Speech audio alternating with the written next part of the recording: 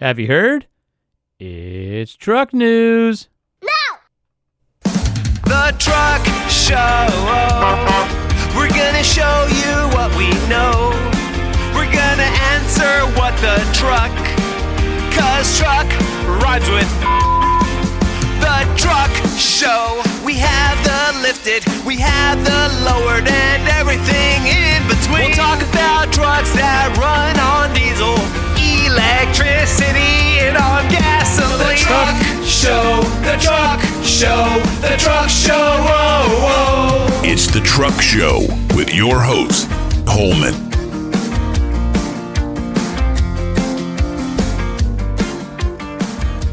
The Truck Show podcast is brought to you by the following sponsors. AMSOIL launched the industry's first synthetic motor oil back in 1972, and AMSOIL continues to innovate with a wide selection of synthetics that are formulated, blended, and packaged right here in the United States. These specialized lubricants are engineered for what you drive and how you drive. AMSOIL's Shop by Vehicle tool offers package size recommendations to maximize savings and includes AMSOIL's Ultimate Oil Change Kits. AMSOIL offers the protection you demand and the performance you deserve. Get yours today at AMSOIL.com. The perfect complement to your truck is a Kershaw knife. All Kershaw knives come with a limited lifetime warranty, and repair parts are readily available through the website. Kershaw knives include lifetime sharpening, and the lineup has everything from EDC knives that can be used and abused for under $50, all the way up to high-end collectibles. Thanks to our generous partnership with Kershaw Knives, Truck Show podcast listeners can get 40% off MSRP and free shipping over $50 by using the code 2TSP2025. It can be used more than once and even includes automatics. Visit kershaw.kaiusa.com today. When it comes to amazing vehicle-based adventure content, how-tos, and great storytelling, only one brand is doing it right in the print magazine space, and that's OVR, Outdoor Vehicle Recreation.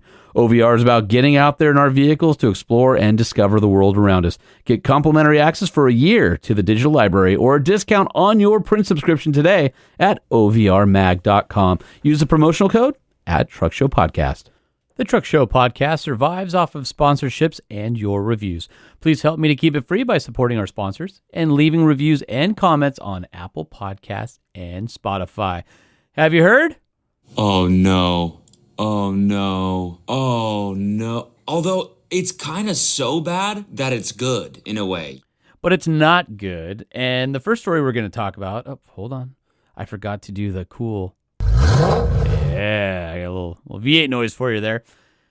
Our friends over at Motor Trend put out a completely clickbaity story the other day, and I know a few of you messaged me, and I think there may have been posted on the Podshed Insiders.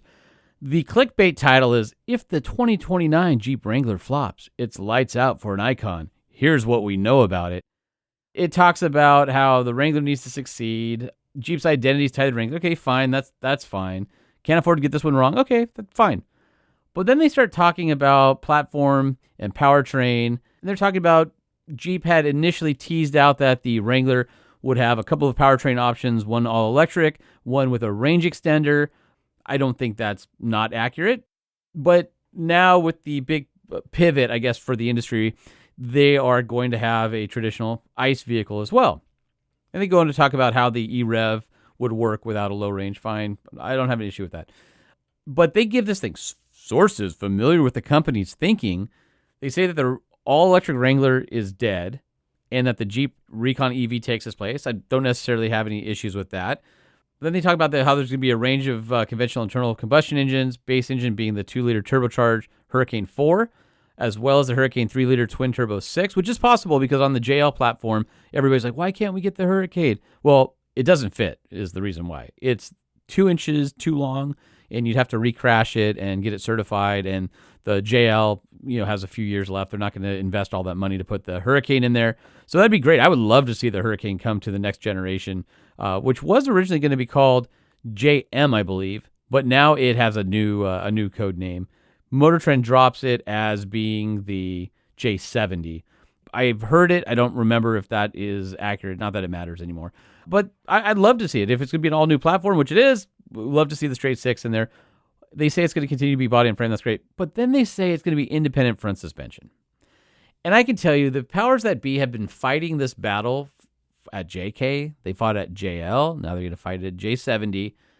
Everything else can be all independent. To me, Jeep needs to be the brand that is the best off-road, all-weather vehicle in its category. So not every Jeep to me needs to do the Rubicon. Compass doesn't need to do the Rubicon. But should it be a highly capable all-weather vehicle to go down a dirt road? Yeah, absolutely. Same with Grand Cherokee. Doesn't have to do the Rubicon. But should it be the most capable off-road vehicle in its class? Yes, and they have the Trailhawks and things like that. And since there have been some executives that have moved out of the company who are really pushing for IFS, I think the core of the brand and the people realize, you know what? The Wrangler is unique and special in this place. Let's keep the solid axle. Even when it was going to be EV, it was going to be solid axle, from what I heard. And I would think that that is going to stay in place. It's an archaic suspension. I get it. It doesn't do well in Consumer Reports. I get it. But they're selling hundreds of thousands of these things a year, and the areas that it excels over the competition, like simplicity and rock crawling and the ability to put a lift kit on in your driveway, all that kind of stuff is stuff that the enthusiasts want. It's super aftermarket friendly. I know that there's issues with death wobble, and that's usually a setup problem and something that's worn. So that can be fixed. I know there's people are going to come back and go, oh, death wobble. But to be honest, a properly set up Wrangler with really good suspension rides just as good as IFS most of the time on the highway. Maybe it doesn't handle as well, but it's nothing that is like, oh, this thing's horrible. It's all over the road. Like today's Wranglers are really dialed. You look at the Super Duties. You look at Gladiators, which benefit from longer wheelbase. You look at Ram HDs. There's definitely a place for solid axle, and I just don't buy that they're looking at a IFS for the next generation Wrangler. Not with what I have been exposed to and the people that I know that are behind it. I just don't see that happening. And then they throw in some other things. Both engines will be backed by 8-speed automatic, true 4-wheel drive capability, 2-speed transfer case, which just all makes sense. And then they say, oh, off-road goodies will likely include disconnecting sway bars, locking axles, knobby tires, plenty of armor. Okay, I mean, that's like the bare minimum to get into it. So anyway, I take a little bit of exception with this particular article. I think it was clickbait. I think it was just, thrown together to try and guess what's going on there, but it's a guess. There's nobody inside Jeep that's giving them that information. It's just not true. So anyway, and now with the algorithm on Google changing and how Google does stories with deep technical integration and substance, not just keywords, you're going to see a lot of this kind of stuff that comes from writers that are trying to game the algorithm, and clickbait will still be a part of the process, but I just don't believe it's accurate. So take it for what it's worth. That's my opinion. What do I know? So here's some good news. If you've been waiting for the return of the 5.7-liter Hemi to the Ram 1500, they are now hitting dealership lots. You can go to a dealership lot and probably, if it's not sold out, find one and take one home today. And the good news is I've been reading all the reviews. I didn't have a chance to go on that drive, and they're now hitting all the websites and outlets, and everybody's saying the same thing. It's good because it's always been good. And they say it's fantastic in the new truck. It's proper V8. It feels right. The integration is really good, even though it's a different architecture for the electronics and things like that. And I haven't seen one bad review on it so far. All the reviews have been like, this is exactly the truck this needs to be. Yeah, it's not as punchy or as powerful as the straight six, but there's just a certain amount of truckiness that this is proper for the Ram 1500. I'm glad to see that the journalists agree that the V8 is a good thing. We'll see what the sales do. But that Hurricane Straight 6 is it's a heck of an engine. So I'm definitely not poo-pooing that because I've been really impressed. Even the standard output version. Power is 395 horsepower, 410 pound-feet of torque on the V8. And on the standard output, it's 420, 469. So even the standard output is a step above. And then the HO gets 540 horsepower, which is a lot. Absolutely a lot. But there's just something about the V8 that just feels good, the way it drives, and there's a lot of people that overall numbers or the way a turbocharger comes on, that's just not for them, or they want something that's not turbocharged that can do the job. And I think all those points are valid. I'm going to be really, really interested to see how they do with sales, because I think it's exciting to find out, was the return of the Hemi enough to keep it around for a while, or are people going to go, oh, okay, we have the Hemi back, I drove it back to back in the same truck with the straight six, and now that's the one I want. It'll be interesting to see. For now, and I think we talked about pricing before, it's actually a pretty decent deal. It's only $1,200 over a standard output Hurricane straight six, and it's a no-charge option over the 540 horsepower high output version of the Hurricane. So, I mean, get what you want. at those dollars, it's not even really a money thing. It's just what do you prefer? And it's great to have choice. We've said it before. I'm excited it's back. I think there's a lot of people that are excited it's back, and let's see how the sales go. I'm not sure if you heard the news, but Ford has officially changed Ford Performance. And, it's going back to Ford Racing. Everything else stays the same. There's a lot of projects that are still on for Ford Racing, which was formerly Ford Performance. So it's going to prepare to return to Formula One. You still have the Raptor T1 Plus race vehicles in Dakar. And I'm sure there's other series that they're looking at, and Ford will continue to set records sort of piecemeal. And beyond that, management stays the same. So you still have the same Mark Rushbrook, who's the global director of Ford Racing, and then William Clay Ford III, which is Henry Ford's great-grandson. He's going to be on as the general manager. At this point, it sounds like it's just a name change to reset what the expectations are, and I think racing is cool again. I think for a while, people and companies shied away from the racing thing, and I think it's coming back. So kudos to Ford for bringing back Ford Racing.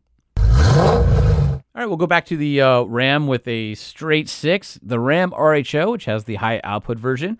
Well, apparently you can now go over to Hennessy and get the Hennessy Mammoth 700, which is built on the Ram RHO chassis. This will tune the engine, bigger turbocharger, different exhaust, 700 horsepower instead of 540, and apparently all the driving modes still work. You get a 3-inch suspension lift. However, they still use the Bilstein E squared shocks, so I'm curious. 3 inches sounds like it might be a little bit on the high side for getting full range out of those shocks. So I'd be interested to drive it and see how they do their lift, just because your shock stroke's not changing. You don't want to raise it too tall where you're in a spot of your wheel travel where you don't have any droop, right? And just kind of skitters over things. And it's only compliant on the compression side of the shock travel. So be interesting to know what they do there. But if you're curious, comes with a 3-year, 36,000-mile warranty. Every truck is dyno tested. And the cost? This might surprise you. All right, so you're already building on top of a $70,000 truck. So what's it going to set you back? Well, $70,000. So basically doubles the price of the truck. Now, you get some off-road bumpers, and you get 20-inch wheels, and you get interior appointments, but that's a lot of coin. But hey, if you can afford it, it's a cool-looking truck, and it's 700 horse. So it brings you right back in line with where the TRX was, with presumably a more efficient 3-liter instead of the 6.2 V8. I don't know. We'll see. So if you follow Ford on Instagram, they recently posted an image of Jim Farley sitting in the cab of a future truck, and it's obviously just a styling buck. And the caption was, "Product Day, my favorite time of the month. Great discussion and debate about future Mustangs, Super Duties, and the Ford digital experience." Well, if you look at it, it looks like sort of a Super Duty windshield because there's a drop center section there. He didn't mention F-150, specifically mentioned Super Duty, so it looks like the vehicle is a future Super Duty that he's sitting in. And at the base of the windshield, you can see the screen layout looks really similar to the new Expedition, where it's a 2-tiered screen layout. Interesting. Is that something that truck drivers want? Do they want that 2-tiered digital experience in their heavy-duty trucks? Looks like it's potentially coming to the Ford Super Duty. And by way of Super Duty, that probably means it's also coming to the Ford F-150 at some point, too. So it'll be interesting to see if the Expedition is hinting at what the future dash design is for these new trucks. So pricing is in for the 2026 Nissan Armada and Nismo, and it's interesting to see what Nissan has done on pricing, because I thought it was a really good value proposition when it dropped, especially for everything that you get. But because the Armada is built in Japan, it definitely is going to face some tariffs, and I think that's reflected in the new pricing. So not only do you have higher prices, but you also get a destination charge that's now $2,190, which is probably one of the higher ones that I've seen in a while. So the trim breakdown is Nissan Armada 61030 for rear-wheel drive, and you top out at the Nissan Armada Platinum Reserve 4-wheel drive at 81720. So TFL Truck had this great little chart where they went through and they said, okay, what's starting MSRP and the highest MSRP? So again, Armada 61030, Tahoe 62095, Ford Expedition 64515, Yukon non-XL 70495, Jeep Wagoneer non-L 62040, and Toyota Sequoia 66120, and those were all for 4x2s. And the highest trim, so Nissan's still a value proposition. Looks like they gave themselves some room in there. The highest MSRP is $81,720 for the Platinum Reserve. The Tahoe High Country four-wheel drive base price tops out at $82,995. Of course, you can option higher than that. The Ford Expedition, again, non-max. King Ranch 4x4, $86,170. GMC Yukon non-XL. If you went Denali Ultimate four-wheel drive, $103,595. Woohoo! Whoa! That's not right. And the Jeep Wagoneer Super 4x4, $83,230. And the base price of the highest trim on the Toyota Sequoia, so Capstone four-wheel drive, $86,530. And if you're curious about where the Pro 4X stacks up, that is at $74,490, which gets kind of a mix of the Platinum and Platinum Reserve pieces in there, and it splits the difference. The Platinum four-wheel drive, $75,680. The Platinum Reserve rear-wheel drive, $79,740. And then the Nismo four-wheel drive comes just under the Platinum Reserve four-wheel drive at $81,720. Again, you get more of a street-tuned, sport-oriented package with more power. So there you have it. News on the Nissan Armada, which is actually a fantastic SUV that I'm a huge fan of. Here's kind of a fun fact for you on Friday nights when you're drinking beers in the garage with your friends. What's the one thing that you would expect a GMC Sierra EV AT4 to have on their off-road package? It comes with all sorts of stuff. It has 2 inches of additional ground clearance, 35-inch all-terrain tires, crab walk capability, terrain modes, tow hooks, its own look.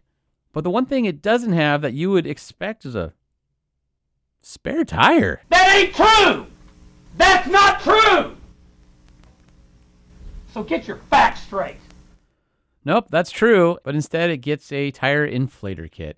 And a spare's not even an option. At least on the Hummer, there's an accessory that allows you to have a spare that stands up in the bed of the Hummer EV truck. So I don't know why they didn't include that on the GMC.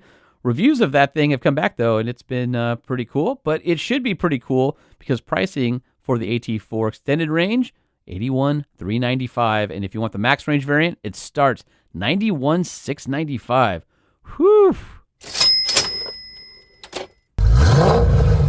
So for those of you out there who are looking to pick up a brand new truck and you are going to finance it, when Trump signed the big, beautiful bill into law, one of the provisions in there was a new tax deduction for auto loan interest on vehicles built in the U.S. with a gross vehicle weight under 14,000 pounds. So I went through the list of pickup trucks to figure out which ones would qualify for that. And if you're on the fence between one or the other, maybe that makes the difference in which one you choose.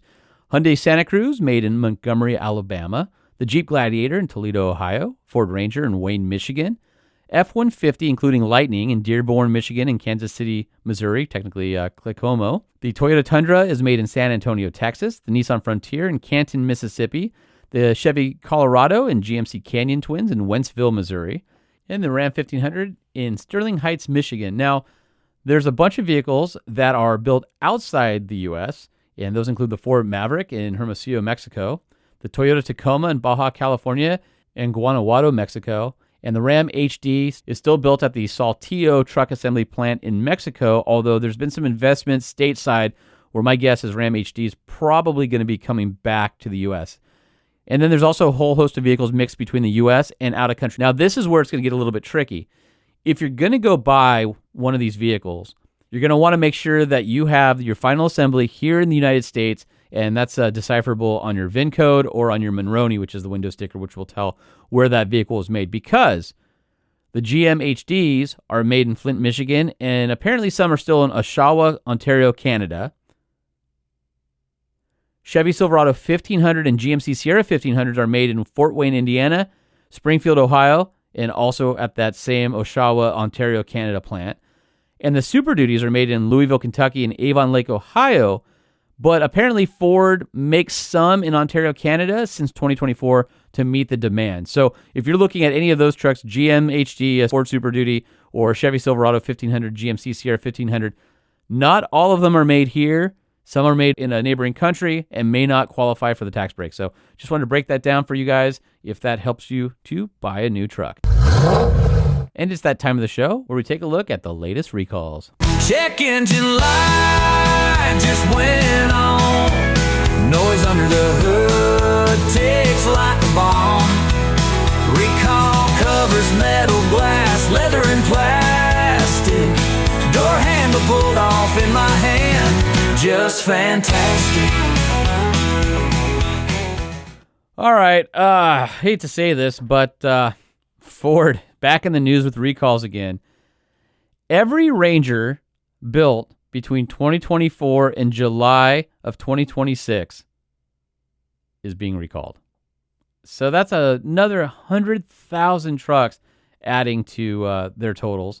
So this recall revolves around the side curtain airbags, and apparently there was a safety audit of the 25 Ranger conducted by NHTSA, the National Highway Traffic Safety Administration, and it got a lower score than Ford anticipated. So Ford went back to the third party that NHTSA used, and they did an analysis and found that there was an external source that was tearing the curtain airbags. This cut was only 15/32 of an inch long, but it allowed the airbag to deflate enough to where performance while still passing was below Ford's standards and what they designed it for. So they figured out that there is a inner reinforcement flange for the bags that could cause a tear and then lose pressure prematurely. So 100,900 pickups are affected. If you're in a Ranger before 2024 or after July 29, 2025, it's not affected. And Ford is redesigning the part right now, so owners will be notified and repairs will hopefully get started before the end of the year. So for now, if you drive a Ranger, just be real careful out there. All right, that's going to do it for this episode of Have You Heard? Don't forget to follow us on social at Truck Show Podcast. You can email us with questions or comments, truckshowpodcast@gmail.com. And don't forget to patronize our amazing sponsors like AMSOIL, AMSOIL.com. They make the best synthetic oils on the market. Kershaw at kershaw.kaiusa.com. Some of the best knives you can get. They got everything from EDCs that you're not afraid to use, super affordable, all the way up to more bespoke USA-made knives. Check them out. And, of course, OVR Mag. And we offer discounts through a lot of the guests and sponsors that are part of the show. So head over to truckshowpodcast.com to the featured products page. You can see what our current promotions are. And that'll do it for this episode of Have You Heard? It's been fun. Let's do it again soon. The Truck Show Podcast is a production of Truck Famous LLC. This podcast was created by Sean Holman and Jay Tillis, hosted by Sean Holman, and uses production elements by DJ Omar Khan and Jay Tillis. If you like what you've heard, please open your Apple Podcast or Spotify app and leave us a 5-star review. And if you're a fan, there's no better way to support the show than by sharing it and patronizing our sponsors. Some vehicles may have been harmed during the making of this podcast.